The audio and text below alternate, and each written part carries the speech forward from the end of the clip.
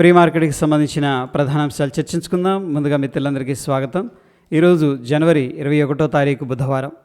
ముందుగా ADR sentiment ఎలా ఉందనేది పరిశీలన చేసినట్లయితే Wipro, ICICI bank, Infosys, HDFC bank ADRs నెగిటివ్లో క్లోజ్ అవగా డాక్టర్ రెడ్డీస్ ల్యాబ్స్ ఏడిఆర్స్ మాత్రం స్లైట్ గ్రీన్లో క్లోజ్ అయినాయి. మొత్తం మీద ఏడిఆర్స్ నుంచి నెగిటివ్ సంకేతాలు కనిపిస్తూ ఉన్నాయి. ఇక ఇండియాకి సంబంధించిన ప్రైమరీ సెక్టర్స్ నిన్నటి రోజున ఏ విధంగా క్లోజ్ అయినాయి అనేది పరిశీలన చేసినట్లయితే Nifty reality, auto, IT, energy, India consumption అనేది టాప్ లూజర్స్గా క్లోజ్ అయ్యాయి. మొత్తం మీద 100% ఇండియన్ సెక్టార్స్ నెగిటివ్లో క్లోజ్ అయ్యాయి. ఇక గ్లోబల్గా మార్కెట్స్ ఎలా పర్ఫామ్ చేస్తున్నాయి అనేది పరిశీలన చేసినట్లయితే ఏషియా మార్కెట్ జపాన్ నెగిటివ్గా ఉంది. రష్యా, యూరప్, జర్మన్ నెగిటివ్లో ట్రేడ్ అవుతుండగా London, South Korea, of course Dow Jones industrial average futures, France and China A50 futures, Hong Kong అనేది స్లైట్ గ్రీన్లో ట్రేడ్ అవుతున్నాయి. గ్లోబల్గా మిక్స్డ్ సంకేతాలు అయితే కనిపిస్తూ ఉన్నాయి.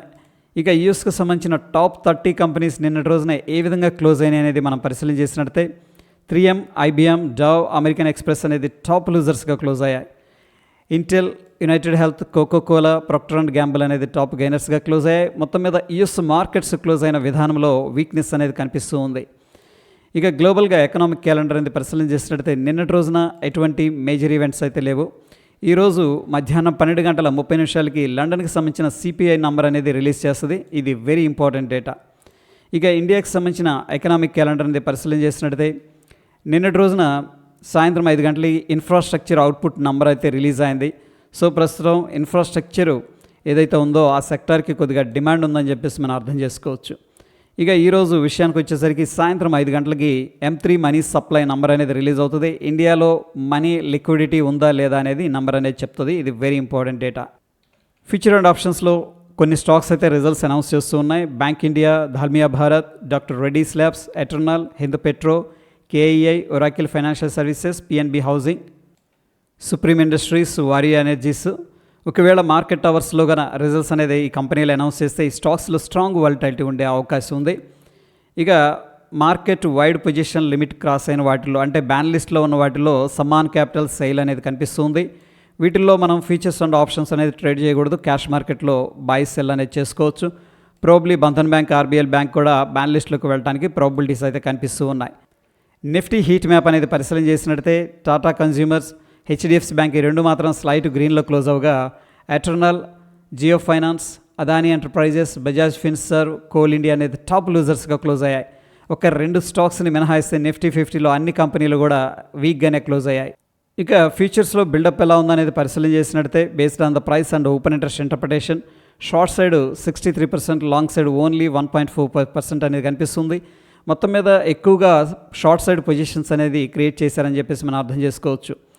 Individual stocks Hindustan zinc, Dalmia Bharat ఈ రెండిట్లో కూడా సిగ్నిఫికెంట్గా లాంగ్ బిల్డప్ అనేది జరుగుతుంది. అంటే ప్రైస్ ఇంక్రీజ్ అయింది, ఓపెన్ ఇంట్రెస్ట్ కూడా ఇంక్రీజ్ అయింది.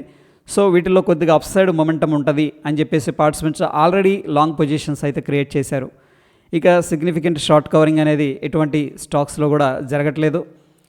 ఇక Oberoi reality, Havells, LTIM, prestige, CDSL దీంట్లో సిగ్నిఫికెంట్గా షార్ట్ బిల్డప్ అనేది జరుగుతుంది. అంటే ప్రైస్ డ్రాప్ అవుతుంది, ఓపెన్ ఇంట్రెస్ట్ అనేది సిగ్నిఫికెంట్గా రైజ్ అవుతుంది. ప్రాబ్లీ ఇంకొంచెం కిందకి వెళితే ఈ స్టాక్స్ అని ముందుగానే పార్టిసిపెంట్స్ అయితే షార్ట్ సైడ్ పొజిషన్స్ క్రియేట్ చేసి పెట్టారు. Hero motor cup, cams, IOC, Nestlé India దీంట్లో సిగ్నిఫికెంట్గా లాంగ్ అన్వైండింగ్ అనేది జరుగుతుంది. ఎవరైతే లాంగ్స్ హోల్డ్ చేస్తున్నారో వాళ్ళు ఎగ్జిట్ అవుతున్నట్టు డేటా అనేది అప్డేట్ ఇస్తుంది. నిఫ్టీకి సంబంధించిన ఫ్యూచర్ చార్ట్ అనేది మనం అబ్జర్వ్ చేస్తూ వస్తున్నాం. సో నిన్నటి రోజునైతే పెద్ద రెడ్ మార్బూజు క్యాండిల్ అనేది ఫామ్ అయింది. Based on the price and open interest interpretation ఏం చెప్తుందంటే ప్రస్తుతానికి షార్ట్ బిల్డప్ అనేది జరిగింది అని చెప్పేసి చెప్తూ ఉంది. ఇక ఈరోజు ఎటువంటి ఇండెక్స్లో కూడా ఎక్స్పైరీ అయితే లేదు. పార్టిసిపెంట్ వైజ్ డేటా అనేది పరిశీలన చేసినట్లయితే FIs యాజ్ యూజువల్గా ఇండెక్స్ ఫీచర్స్ ద్వారా బ్యారిష్గా ఉన్నారు, స్టాక్ ఫీచర్స్లో బుల్లిష్గా ఉన్నారు. ఇండెక్స్ ఆప్షన్స్ ద్వారా బ్యారిష్గా ఉన్నారు, స్టాక్స్లో సెల్లింగ్ అనేది చేస్తున్నారు. ప్రొపరేటరీ వచ్చేసరికి ఇండెక్స్ ఫీచర్స్, స్టాక్ ఫీచర్స్లో కొద్దిగా బుల్లిష్ పొజిషన్స్ క్రియేట్ చేశారు. ఇండెక్స్ ఆప్షన్స్లో మాత్రం బ్యారిష్గా ఉన్నారు. ఇక క్లయింట్ వచ్చేసరికి ఇండెక్స్ ఫీచర్స్ ద్వారా బుల్లిష్గా ఉన్నారు, ఇండెక్స్ ఆప్షన్స్ ద్వారా కూడా బుల్లిష్గా ఉన్నారు. DIs స్టాక్స్లో మాత్రం బై అనేది చేస్తూ ఉన్నారు. మొత్తం మీద FIs 2,938 కోట్ల క్యాష్ మార్కెట్లో సేల్ చేసినట్టు తెలుస్తుంది. DIs ఏమో 3,666 కోట్లు క్యాష్ మార్కెట్లో బై చేసినట్టు తెలుస్తుంది. FIs సెల్ చేస్తూ మార్కెట్కి డ్రాగ్ చేస్తూ ఉన్నారు, DIs బై చేస్తూ మార్కెట్కి అయితే సపోర్ట్ చేస్తున్నారు. ఇండియా విక్స్ అనేది పరిశీలన చేసినట్టయితే నిన్నటి రోజున 7.63% రైజ్ అయింది. ప్రస్తుతానికి ఇండియన్ మార్కెట్స్లో వోలటాలిటీ ఉందని చెప్పేసి ఇండియా విక్స్ చెప్తుంది. ఇక డాలర్ ఇండెక్స్ వచ్చేసరికి బ్యాక్ టు బ్యాక్ 3 డేస్ నుంచి కూడా వీక్గా ట్రేడ్ అవుతుంది. Dow Jones industrial average futures నిన్నటి రోజున నెగిటివ్గా క్లోజ్ అయింది. ఈ రోజు విషయానికి వచ్చేసరికి ప్రస్తుతానికి సైడ్ వేసింది. మనం చూసిన సమయానికి 35 పాయింట్లు పాజిటివ్గా ఉంది. ఇక నిఫ్టీ 50 నిన్నటి రోజున చాలా పెద్ద రెడ్ క్యాండిల్ అనేది వచ్చేసింది. 25,417 ఇంపార్టెంట్ రెసిస్టెన్స్గా ఉండే అవకాశం ఉంది. 25,140 అనేది ఇంపార్టెంట్ సపోర్ట్గా ఉండే అవకాశం ఉంది. ఇక బ్యాంక్ నిఫ్టీ విషయానికి వచ్చేసరికి 59,469 ఇంపార్టెంట్ రెసిస్టెన్స్, 58,936 ఇంపార్టెంట్ సపోర్టు. ఇక సెన్సెక్స్ విషయానికి వచ్చేసరికి 83,167 ఇంపార్టెంట్ రెసిస్టెన్స్, 81,426 ఇంపార్టెంట్ సపోర్టు. ఇక గిఫ్ట్ నిఫ్టీ అనేది అబ్జర్వ్ చేసినట్టయితే నిన్నటి రోజున చాలా పెద్ద రెడ్ క్యాండిల్ అనేది వచ్చింది. ఈరోజు ఏమైందంటే స్లైట్గా గ్యాప్ డౌన్ అయ్యి అక్కడ నుంచి కూడా పైకి వస్తూ ఉంది. మనం చూస్తున్న సమయానికి 37 పాయింట్లు పాజిటివ్గా ఉంది. నంబర్ అనేది పరిశీలన చేసినట్టయితే 25,292 దగ్గర గిఫ్ట్ నిఫ్టీ ఫ్యూచర్ అనేది ట్రేడ్ అవుతూ ఉంది. మన నిఫ్టీ ఫ్యూచర్ ఏమో 25,259 దగ్గర క్లోజ్ అయింది. సో మొత్తం మీద ఒక 33 పాయింట్లు పాజిటివ్గా కనిపిస్తుంది. Based on the Gift Nifty futures ఏంటంటే మనం ఒక స్మాల్ గ్యాప్ అప్ అయితే ఎక్స్పెక్ట్ చేయొచ్చు.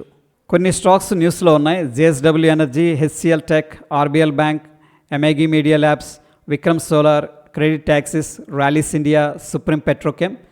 సో ఇవి న్యూస్లో ఉన్నాయి కాబట్టి వీటిలో స్ట్రాంగ్ మొమెంటం ఉండే అవకాశం ఉంది. అయితే ఈ స్టాక్ పేరు అండ్ దీంట్లో ఉన్న న్యూస్ ఇది పాజిటివా నెగిటివా న్యూట్రల్ అనేది నేను టెలిగ్రామ్లో అయితే అప్డేట్ చేస్తాను. అట్ ద సేమ్ టైం ఈ యొక్క లింక్ కూడా టెలిగ్రామ్లో షేర్ చేస్తాను. టెలిగ్రామ్ లింక్ అనేది డిస్క్రిప్షన్లో ఉంది, కామెంట్లో కూడా పిన్ చేస్తాను. దాని ద్వారా మీరు జాయిన్ అవ్వండి. ఇక టెక్నికల్గా ఇండికేటర్స్ ఏం చెప్తున్నాయి అనేది మనం పరిశీలన చేసినట్టయితే బ్యాంక్ నిఫ్టీ డైలీ టైం ఫ్రేమ్లో న్యూట్రల్ అడ్వైజ్ ఇస్తుంది అండ్ లోవర్ టైం ఫ్రేమ్లో మాత్రం స్ట్రాంగ్ సెల్ అనేది ఇండికేషన్ ఇస్తూ ఉంది. నిఫ్టీ 50 విషయానికి వచ్చేసరికి daily time frame and lower time frame అన్నింటిలో కూడా స్ట్రాంగ్ సెల్ అనేది అడ్వైజ్ చేస్తూ ఉంది. ప్రస్తుతం సిచ్యువేషన్లో ఏడిఆర్స్ నుంచి అయితే మనకి నెగిటివ్ సంకేతాలు కనిపిస్తూ ఉన్నాయి. గ్లోబల్గా మనం అబ్జర్వ్ చేసినట్టయితే మిక్స్డ్ సంకేతాలు కనిపిస్తూ ఉన్నాయి. ఇక గిఫ్ట్ నిఫ్టీ అనేది అబ్జర్వ్ చేసినట్టయితే స్లైట్గా పాజిటివ్గా ట్రేడ్ అవుతుంది. సో స్మాల్ గ్యాప్ అప్ అనేది మనం ఎక్స్పెక్ట్ చేయొచ్చు. నిన్నటి రోజున హెవీగా సెల్ ఆఫ్ అనేది జరిగింది కాబట్టి ప్రాబ్లీ ఈరోజు కొద్దిగా క్వాలిటీ కంపెనీస్లో ఇన్వెస్ట్మెంట్ చేయడానికి కొంత ఆస్కారం ఉంది. ఎనీహౌ ప్రస్తుతానికి స్టిల్ మార్కెట్స్ గ్లోబల్ న్యూస్ వల్ల కొన్ని అదర్ ఫ్యాక్టర్స్ వల్ల నెగిటివ్గానే ఉన్నాయి. సో ప్రస్తుతం సిచ్యువేషన్లో ఎవ్రీ రైజ్ కూడా ఒక సెల్లింగ్ ఆపర్చునిటీ. క్వాలిటీ కంపెనీస్ మాత్రం ఎవ్రీ డిప్లో కూడా మనం బయింగ్ అనేది చేసుకోవచ్చు. సో ఇది ఫ్రెండ్స్ ప్రీ మార్కెట్కి సంబంధించిన అప్డేటు. ఎటువంటి క్రిటికల్ అప్డేట్స్ ఉన్న టెలిగ్రామ్లో షేర్ చేస్తాను. ఫ్రెండ్స్ వీడియో ఇన్ఫర్మేటివ్గా అనిపిస్తే తప్పకుండా లైక్ చేసి మీ యొక్క సపోర్ట్ అనేది తెలియజేయండి. మరొక ఇంట్రెస్టింగ్ ఎపిసోడ్ మళ్ళీ కలుసుకుందాం. Stay tune. ధన్యవాదాలు.